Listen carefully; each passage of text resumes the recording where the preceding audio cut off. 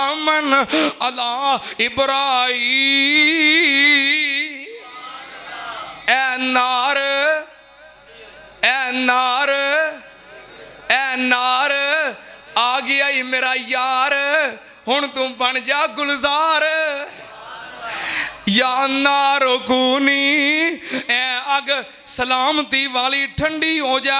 इब्राहिम अलैहिस्सलाम अग में चले गए, 40 दिन अग में रहे। 40 दिन बाद अग बुझी, इब्राहिम अलैहिस्सलाम बाहर निकले। इब्राहिम अलैहिस्सलाम दे कपड़े भी मैले होए, इब्राहिम अलैहिस्सलाम दा एक वाल भी जलिया। हाय मेरे अल्लाह, अल्लाह पाक ने फरमाया वज़कुर फिल किताब इब्राहीम इन्नहु कान सिद्दीक़न नबिय्या।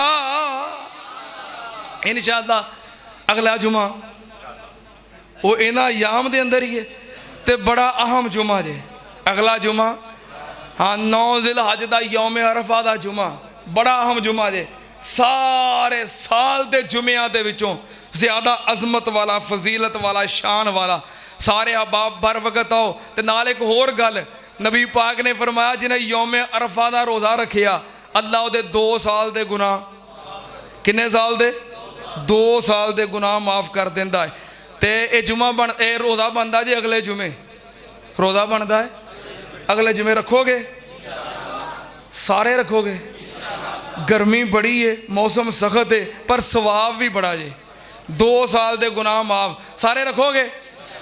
जे तो सारे रखोगे तो फिर मैं हमाद भाई नूं डकदे आ भी अगले जिमें शरबत ना बनावे।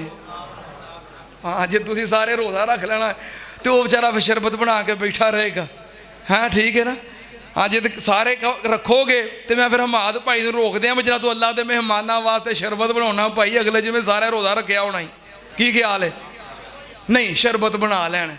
कई माजूर, कई बूढ़े, कई मुसाफिर हैं, कई माजूर नहीं रख सकणगे। बहरहाल जेड़े रख सको वो ज़रूर रखियो, सवाब बड़ा जे। अल्लाह पाक तौफीक अता फरमाए। व आखिर दावाना अल्हम्दुलिल्लाहि रब्बिल आलमीन।